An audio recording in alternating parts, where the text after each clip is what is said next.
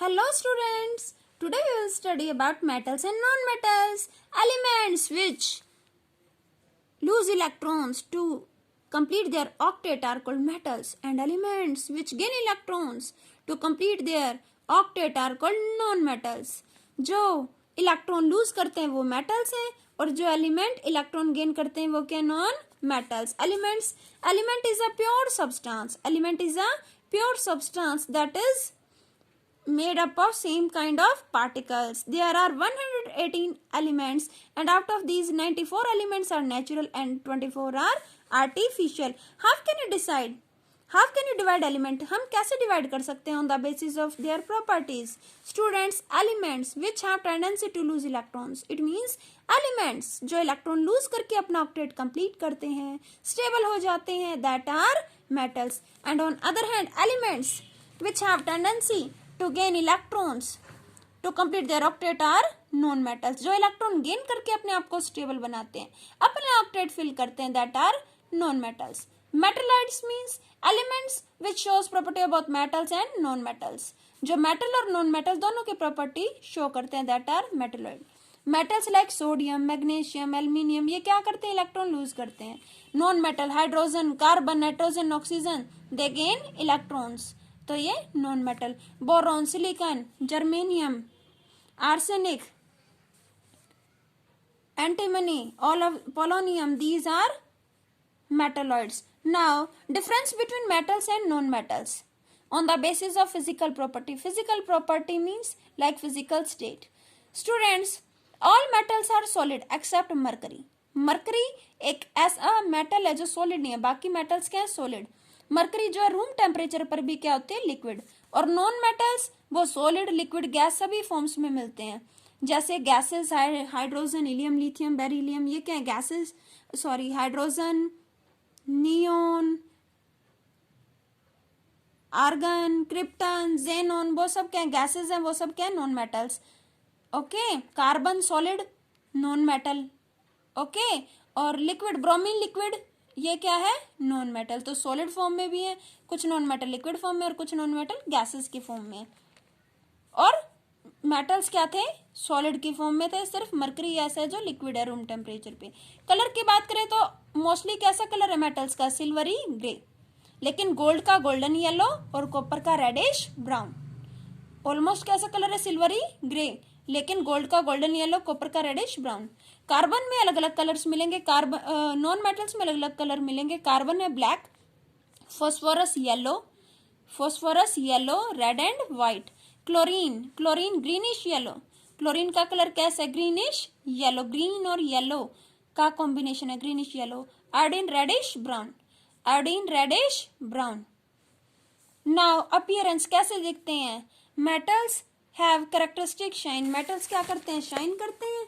Metals have characteristic of shine. Metals के पास विशेषता है कि वो चमकते हैं, that is metallic lustre. Metallic lustre means metals क्या करते हैं, शाइन. और non metals they don't have characteristic of metallic lustre. जो नॉन मेटल्स हैं उनमें कोई लस्टर नहीं है. Non metals have no lustre, they are non lustrous except iodine and graphite. Iodine shine करता है, ग्रेफाइट शाइन करता है, बाकी कोई भी नॉन मेटल जो है शाइन नहीं करता. स्टूडेंट्स, हम ज्वेलरी पहनते हैं गोल्ड की, सिल्वर की, क्यों, क्योंकि वो मेटल्स हैं, मेटल शाइन करते हैं. आयोडीन, कार्बन, आयोडीन भी शाइन करता है, ग्रेफाइट भी शाइन करता है, लेकिन ये हार्ड नहीं है. स्टूडेंट्स, अब बात करते हैं कार्बन की. अब जो चीज़ें डल एंड नॉन मेटल की ज्वेलरी तो नहीं पहनते ना हम, तो जो चीज़ें शाइन करते हैं उन्हीं की ज्वेलरी पहनते हैं. तो करेक्टरिस्टिक जो है इनमें शाइन की नहीं होती नॉन मेटल्स में. हार्डनेस, मेटल्स क्या है, हार्ड. तभी तो कंस्ट्रक्शन में, बिल्डिंग में, ये रेफ्रिजरेटर, वॉशिंग मशीन सब में मेटल्स को यूज किया जाता है, because metals are very hard. Hardness होती है. लेकिन सोडियम, पोटाशियम, लिथियम ऐसे जिन्हें नाइफ से भी कट किया जा सकता है. एक्सेप्शन है सोडियम, पोटाशियम, लिथियम ये अल्कली मेटल्स हैं, इनकी वैलेंसी 1 पॉजिटिव है, इन्हें नाइफ से कट किया जा सकता है. और नॉन मेटल सॉफ्ट है, नॉन मेटल्स सॉफ्ट है. बट डायमंड क्या है, कार्बन का ही एक फॉर्म है. कार्बन का एलोट्रोप है. एलोट्रोप मीन्स कार्बन की एक फॉर्म है. एलोट्रोपी एक ऐसा प्रोसेस है इन विच सब्सटेंस एग्जिस्ट इन 2 और मोर फॉर्म्स. एलोट्रोपी एक ऐसा प्रोसेस है जिसमें सब्सटेंस 2 और मोर फॉर्म्स में एग्जिस्ट करता है। जो डायमंड है वो कार्बन की ही एक फॉर्म है और ये हार्डेस्ट है, इसे कट नहीं कर सकते हम।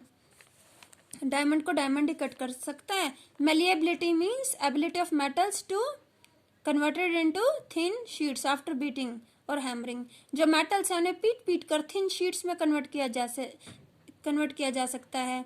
That is malleability. मेलिएबिलिटी देखो, जैसे आपने सिल्वर वर्क देखा होगा, बर्फी पर देखते हो स्वीट्स में सिल्वर वर्क होता है।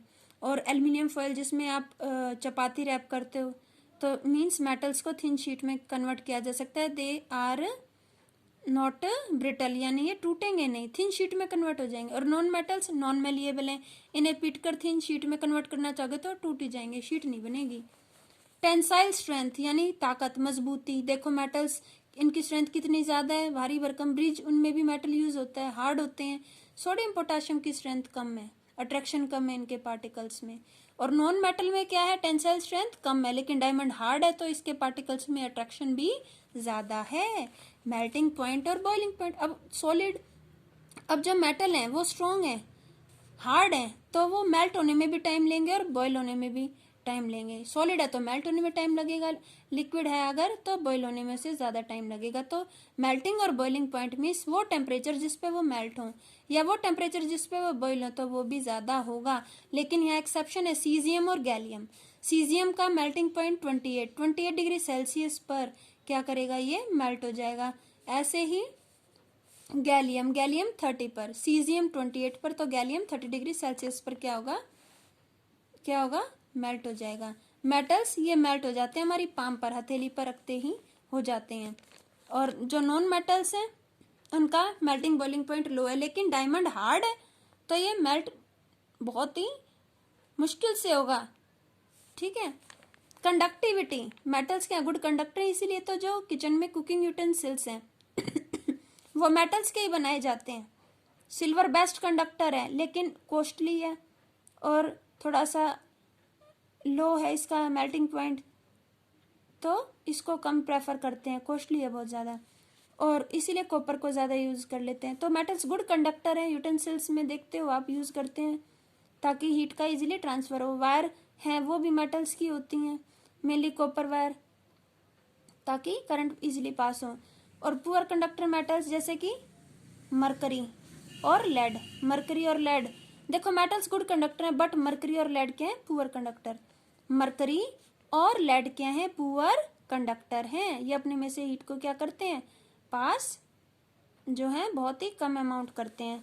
पुअर कंडक्टर, नॉन मेटल तो पुअर कंडक्टर ही है, पुअर कंडक्टर। लेकिन नॉन मेटल, कार्बन की ही एक फॉर्म है ग्रेफाइट, कार्बन का एलोट्रोप, कार्बन का ही एक रूप है ग्रेफाइट, जो कि गुड कंडक्टर है। इसको सेल में भी यूज किया जाता है, ग्रेफाइट रोड्स को इलेक्ट्रोलिसिस में भी यूज कर लेते हैं। तो ये क्या गुड कंडक्टर है। और डायमंड जो है डेंस, नॉट, ये डेंस नहीं है, नॉन मेटल डेंस नहीं है, गहरे नहीं है, एटम्स पास नहीं है, इनमें थोड़े गैप है इनमें, लेकिन डायमंड क्या टाइटली पैक्ड है, इसमें एटम्स हार्ड स्ट्रक्चर है। और मेटल्स क्या है, डेंस है, बट सोडियम पोटाशियम लिथियम इतने सॉफ्ट है, यहाँ पार्टिकल्स में अट्रैक्शन कम है, आसानी से उन्हें ब्रेक किया जा सकता है। सोनोरिटी मीन्स जब मेटल्स को पीटते हैं, किसी सरफेस से स्ट्राइक करवाते हैं तो साउंड प्रोड्यूस होता है। Sonority means metals are sonorous, they produce ringing sound after beating और स्ट्राइकिंग विद सरफेस। और नॉन मेटल क्या, नॉन सोनोरस, वो साउंड प्रोड्यूस नहीं करते। Ductility means metals can be drawn into thin wires by beating और hammering. जो metals हैं उनको पीट पीट कर थिन वायर्स में कन्वर्ट किया जा सकता है। जैसे कि 1 ग्राम गोल्ड है, उससे 2 किलोमीटर लंबी वायर तैयार की जा सकती है टूटे बिना। और नॉन डक्टाइल है, नॉन मेटल्स मीन्स उनको वायर्स में कन्वर्ट नहीं किया जा सकता, वो तो टूट ही जाएंगे। मेटालिक लस्टर मीन्स मेटल्स के पास प्रॉपर्टी है शाइन करने की, वो शाइन करते हैं। तो ज्वेलरी मेटल्स की प्रेफर करते हैं, जैसे सिल्वर की, गोल्ड की। मेलिएबिलिटी मीन्स मेटल्स को पीट कर जो है शीट्स में कन्वर्ट किया जा सकता है, इस प्रॉपर्टी को कहते हैं मेलिएबिलिटी।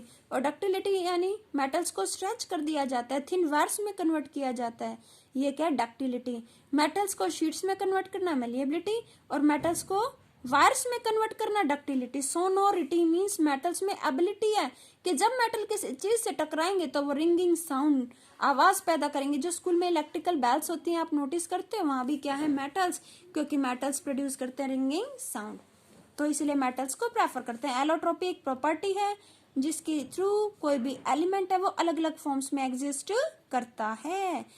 ओके अब ये भी डाल्टन के अकॉर्डिंग जो है, यहाँ डाल्टन की थ्योरी फेल हो जाती है, क्योंकि देखो एक एलिमेंट के एटम अलग अलग भी होते हैं, एक जैसी प्रॉपर्टी नहीं है। अब कार्बन है तो कार्बन फॉर्म किस किस फॉर्म में मिल रहा है हमें, ग्रेफाइट के फॉर्म में भी मिल रहा है और डायमंड की फॉर्म में भी मिल रहा है। डायमंड हार्ड है और कार्बन क्या है, good conductor of heat and electricity. तो प्रॉपर्टी कितनी जो है मैच नहीं हो रही है बिल्कुल ही। कार्बन 3 फॉर्म्स में एग्जिस्ट करता है, डायमंड, ग्रेफाइट और C60। C60 means Buckminster fullerenes. Brittle means जो इजीली पीसेस में टूट जाए, स्ट्रेच हो जाए, टूट जाए। मेटल्स वो एलिमेंट्स जो इलेक्ट्रॉन लूज करके क्या करते हैं, अपना ऑक्टेट कंप्लीट करते हैं। और नॉन मेटल्स क्या है, वो एलिमेंट्स जो इलेक्ट्रॉन गेन करके अपने आप को स्टेबल बनाते हैं। और कौन से मोस्ट अबंडेंट मींस ज्यादा से ज्यादा क्वांटिटी में अर्थ क्रस्ट में, अर्थ की सरफेस में पाए जाते हैं।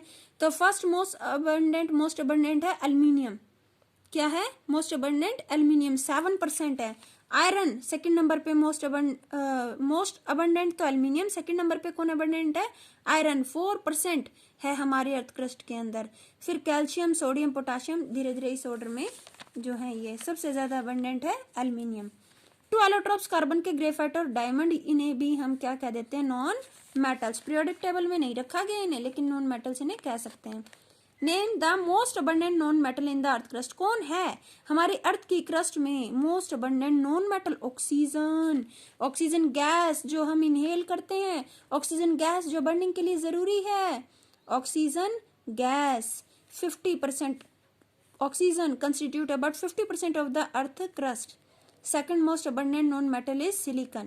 First most abundant oxygen, then silicon, then phosphorus, then sulfur. Most abundant कौन है, ऑक्सीजन। Now 2 most malleable अगर पूछे metals कौन है, तो silver and gold. Most malleable इनको थिन शीट्स में कन्वर्ट किया जा सकता है इजीली, गोल्ड एंड सिल्वर। और मोस्ट डक्टाइल वायर में कन्वर्ट कर दे तो वो क्या है, गोल्ड, क्योंकि 1 ग्राम गोल्ड से 2 किलोमीटर लंबी वायर तैयार कर सकते हैं। और वो मेटल जो हम यूज करते हैं कुकिंग वेसल्स, बर्तन बनाने में यूज करते हो, वो क्या है, गुड कंडक्टर्स। मेटल्स को यूज करते हो ना, वो गुड कंडक्टर है because they allow heat to pass through them. और जो उनके हैंडल्स होते हैं वेसल्स के, वो नॉन मेटल्स के, सॉरी जो हैंडल्स हैं वो किसके होते हैं, इंसुलेटर्स के, नॉन कंडक्टर्स के। Non conductors are poor conductor of heat, they don't allow heat to pass through them. जैसे वायर है उनपे रबड़ या फिर PVC, polyvinyl chloride. Polyvinyl chloride की कवरिंग क्यों होती है, because PVC, polyvinyl chloride and rubber are insulators, they do not allow heat to pass through them. अब नेक्ड वायर्स हम टच करेंगे तो हमें करंट लग जाएगा, है ना, तो उन पे कवरिंग इंसुलेटर की बहुत जरूरी है, उनमें से हीट पास नहीं होगी, हमारी सेफ्टी बनी रहती है। अब कहीं से वायर में क्रैक हो जाता है, देखा रबड़ हट जाती है, तो वहां से कैसे जो है आपको उसमें शॉक दिखाई देता है, करंट फील होता है। ओके वो डेंजरस है। स्कूल बेल्स में मेटल्स क्यों यूज करते हैं, because metals are sonorous, they produce ringing sound. Alkali metal sodium, potassium, lithium, इनकी वैलेंसी है 1 पॉजिटिव, इनकी वैलेंसी क्या है 1 पॉजिटिव। ये सभी सॉफ्ट हैं, ये नाइफ से कट किए जा सकते हैं, इनका मेल्टिंग पॉइंट भी बहुत ही कम है, इजीली मेल्ट हो जाएंगे, कमजोर है। डेंसिटी कम है, डेंसिटी कम है मीन्स इनके जो पार्टिकल्स हैं वो ज्यादा डेंस नहीं है, पास नहीं है। ओके और मेटल्स जो हैं वो अपनी शाइन क्यों खो देते हैं, मॉइस्चर में, क्योंकि क्या हो जाता है, उनको कोरोजन हो जाता है, स्लोली डिस्ट्रक्शन हो जाता है मेटल्स का, वो वीक हो जाते हैं, क्योंकि उनके कुछ मेटल ऐसे जिन पे ऑक्साइड की लेयर डिपॉजिट हो जाते हैं, कुछ पर कार्बोनेट्स की, कुछ पर सल्फाइड्स की। ओके तो ये सल्फाइड्स, कार्बोनेट्स या ऑक्साइड्स क्या करते हैं, उनको वीक बना देते हैं, एयर से उन्हें मिलते हैं। जैसे स्टूडेंट्स आयरन है उसकी रस्टिंग हो जाती है, एयर मिल रही है उसको, ऑक्सीजन मिल रही है और वाटर मिल रहा है, मॉइस्चर में क्या करेगा वो कोरोजन हो जाएगा, रस्टिंग हो जाएगी। ठीक है, सिल्वर है ऑक्सीजन के साथ सिल्वर ऑक्साइड, और फिर H2S इन्वायरमेंट में प्रेजेंट है, H2S के साथ बना लेगा सिल्वर सल्फाइड। कॉपर है, कॉपर एयर में बनाएगा कॉपर ऑक्साइड, और फिर एटमॉस्फेयर में कार्बन डाइऑक्साइड भी तो है, फिर उसके साथ क्या बना लेगा वो कॉपर कार्बोनेट, और उनका कलर भी डल हो जाता है, डाउन हो जाता है, और वो अपनी शाइन खो देते हैं ड्यू टू सल्फाइड्स और कार्बोनेट्स और ऑक्साइड्स। ऑक्साइड यानी ऑक्सीजन के साथ रिएक्शन, कार्बोनेट यानी कार्बन डाइऑक्साइड के साथ रिएक्शन हो गई उनकी, sulphide means H2S gas, H2S gas के साथ उनकी रिएक्शन हो गई। मीन्स गैसेज जो हैं वाटर के साथ मिलकर क्या करते हैं, मेटल्स को डिस्ट्रक्ट करते हैं, तबाह कर देते हैं, बर्बाद कर देते हैं।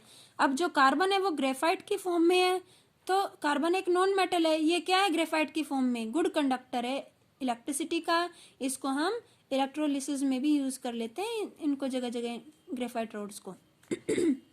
कार्बन डायमंड की फॉर्म में है, तो ज्वेलरी में भी यूज कर लेते हैं, एक्सट्रीमली हार्ड है, मजबूत है। Okay students, this is all about physical properties of metals. I hope is it clear to you.